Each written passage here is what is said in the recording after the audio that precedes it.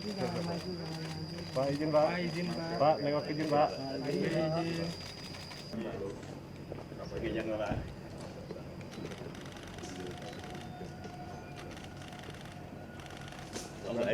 Sedang melukis apa sekarang?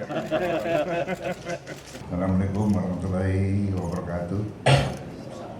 Selamat pagi, salam sejahtera untuk kita semua. Pertama-tama terima kasih atas kehadiran teman-teman dalam pertemuan kami pimpinan MPR dengan Pak SBY dalam agenda silaturahmi kebangsaan. Dan kunjungan ini nanti akan dilanjutkan dengan kunjungan ke Ibu Megawati, Pak Jokowi, dan terakhir nanti dengan Pak Prabowo sebagai Presiden terpilih. Mudah-mudahan nanti setelah dari Pak SBY tanggal 6 dengan Amin Rais, ya, tanggal 5 ya kita berharap nanti dengan Pak Presiden Jokowi, lalu dengan Bu Mega, dan kemudian terakhir nanti dengan Pak Prabowo. Nah, hal-hal penting yang tadi kami bicarakan adalah yang pertama bahwa Pak SBY berpandangan amandemen itu atas Undang-Undang Dasar bukanlah hal yang tabu. Ya. Beliau sependapat dengan pentingnya kita bangsa ini memiliki roadmap bintang pengarah program pembangunan jangka panjang berkesinambungan namun tetap selaras dengan visi misi presiden yang berjalan. Artinya visi misi presiden itu sejalan dengan visi bangsa yang nanti ada dalam PPHN yang mengojantahkan sebagai cerminan daripada pembukaan Undang-Undang Dasar yang mencerminkan tentang jaminan negara terhadap kesejahteraan rakyatnya terkait dengan kesehatan, pendidikan, dan pemberantasan kemiskinan.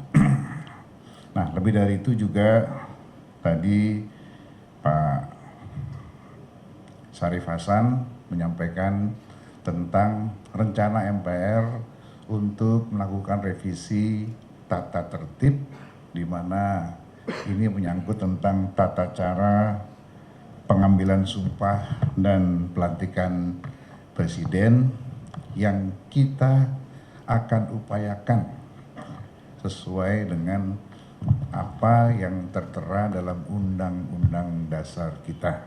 Karena selama ini kita belum melaksanakannya secara konsekuen. Kemudian juga tadi disinggung tentang sistem presidensial yang harus terus kita jaga, jangan sampai terjebak pada sistem oligarki, apalagi oligarki itu nanti berkolaborasi dengan plutokrasi ya. Kemudian termasuk juga Pak Syarif Hasan menyampaikan tentang pentingnya setiap pergantian kepemimpinan bangsa atau pergantian presiden dan wakil presiden dilakukan semacam lepas sambut seperti yang dicontohkan oleh Pak SBY ketika melakukan lepas sambut kepada Pak Presiden Jokowi di Istana 10 tahun yang lalu. Kemudian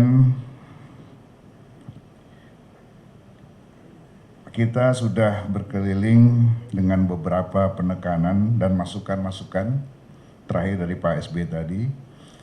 Pak Budiono menekankan lebih pada sisi ekonomi yang nanti kita sudah susun. Ya. Kemudian Pak JK lebih pada penekanan, penegakan dan kepastian hukum dan tumpang tindih hukum yang selama ini masih ada.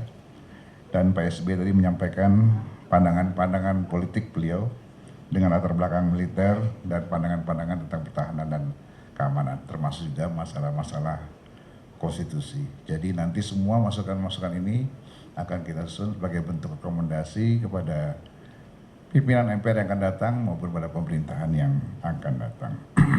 Jadi itu kira-kira yang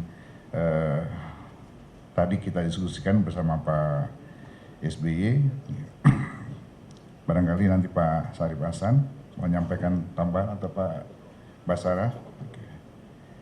Silakan kalau yang mau bertanya, mangga.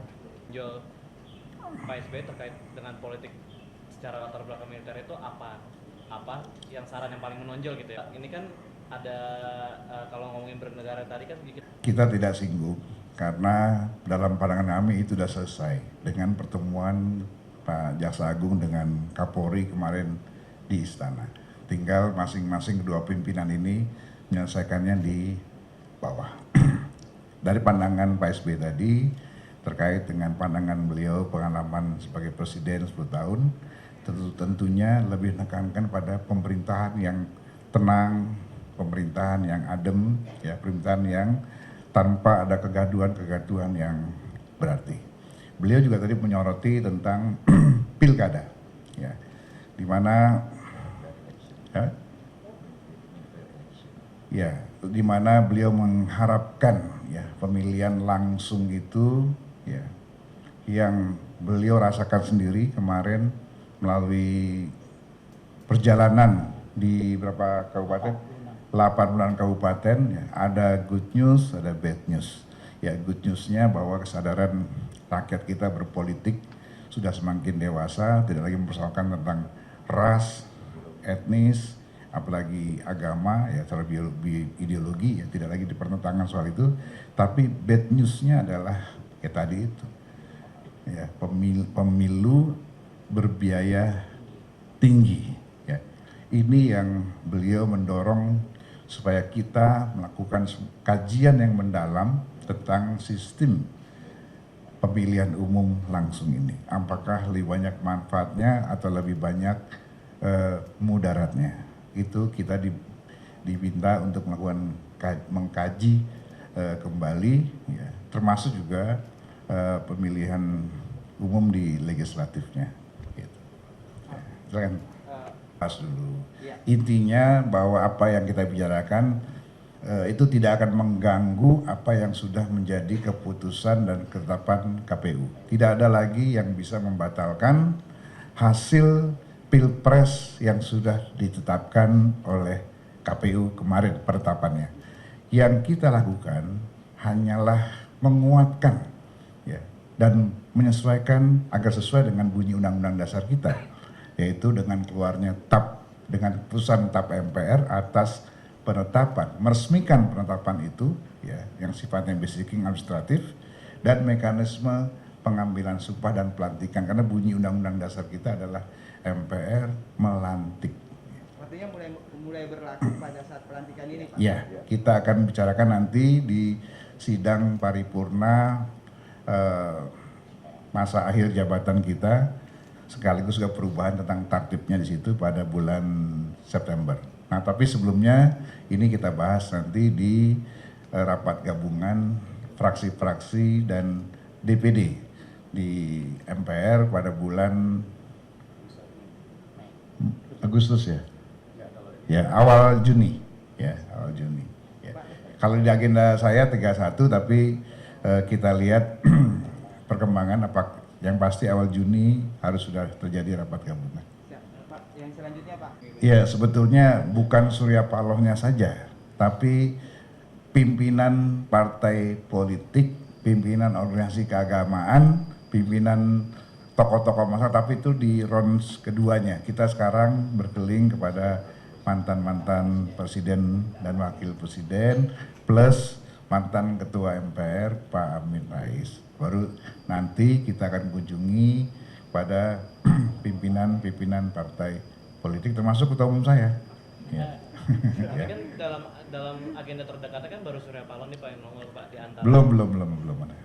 Berarti di tanggal 28 Juni. Jadi ketika nama Pak Surya muncul itu berbarengan dengan nama-nama ketua umum partai politik ya, di mana ketua umum saya juga nanti kita kunjungi ya di Selipi.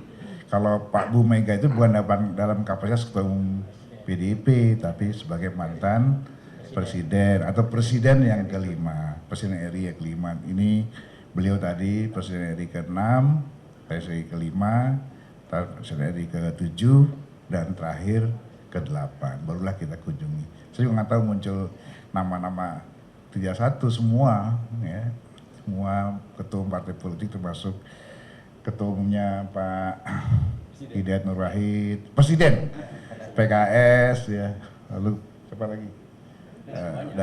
Semua. Nah nanti kalau Pak Prabowo ya sekaligus.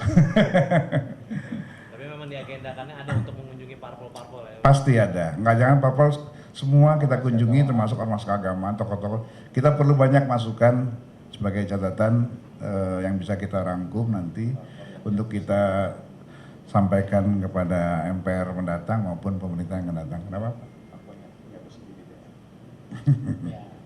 Ya parpol yang punya kursi di DPR, kata Pak Hidayat Nur Wahid. Pak, Ke DPR. Sikap MPR aja gimana sih Pak? Kita kalau bertanya konstitusi kita baru menanggapi, nanti overlapping, nanti kita dituding cari panggung lagi, ya.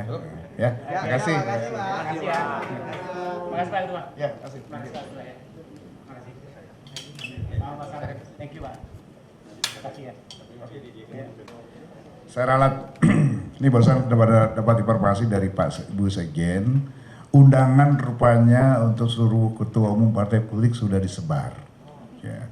Ketua umum partai politik sudah disebar, mantan ketua MPR sudah disebar, mantan presiden dan wakil presiden sudah disebar.